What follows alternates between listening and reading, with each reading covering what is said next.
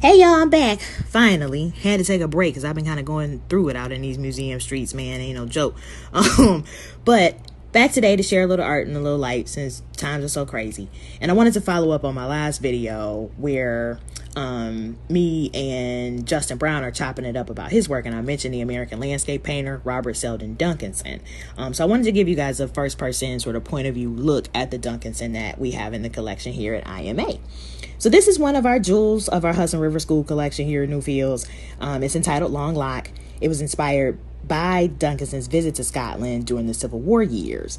And I wanted to give you guys the point of view look at it to encourage you that when you're looking at a 2D paint or looking at a painting, walk around it so you can really see the depth that the artist, put into it. He painted our painting as well as the painting that you see right now, which is housed in Smithsonian's American collection. Smithsonian's painting shares the same title as our painting, and they were both completed in 1876 when Duncanson returned to the States after the Civil War. So Duncanson is a very, very important figure. He's one of the first African-American artists to gain international acclaim for his work. He's the only Black Hudson River School painter. Mixed race individual, clearly. Mom was African-American, dad was a Scottish Canadian. Born and raised in New York, and then he relocated himself, to the Midwest to study painting, particularly in Cincinnati. He worked as an itinerant painter as well as a photographer for a number of years, just to kind of keep the bills paid. And for all my Detroit players out there, he worked in Detroit for a very long time. So if you get a chance, because I'm just going to claim it on life when we're actually able to kind of go out again, go to the DIA and see their holdings of Duncanson's, because they really have a deep holding of Duncanson's work.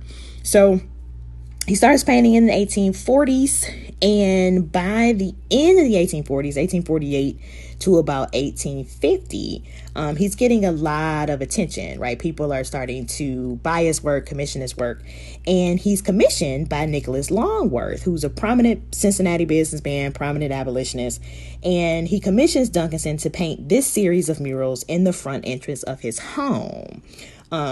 And this residence is now most popularly known as the Taft Museum of Art. So again, I'm just going to claim on life that we'll be able to travel by the summer. So if you're in the Cincinnati area in the summer, definitely check out the murals and check out the exhibition, A Splendid Century, which will feature Long Lock, the painting from the IMA.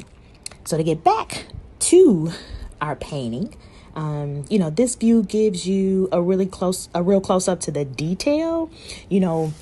As Duncanson painted, he always left a little bit of painting, of paint kind of raised up from the canvas when he created the detail and the figures in a lot of his work, and that's called impasto.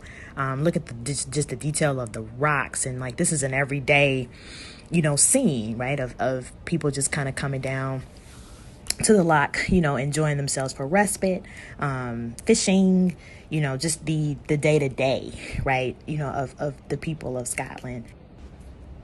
So again, when you're in museums and you're looking at landscape paintings, get as close as you can without damaging the painting or without touching the canvas, to see the details, to see the way in which artists use perspective and, foreground and, like I said, the color and line, right, to create the depth. Step back, right, even pull yourself away, from the painting so that you can see the way that they use light and the way that they depict light to really produce the majesty, again, of the American landscape.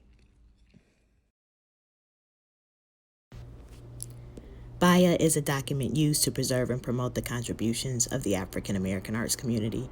So this content is made free of charge. If you would like to support our efforts, please visit buyblackart.com. Live with the art you love.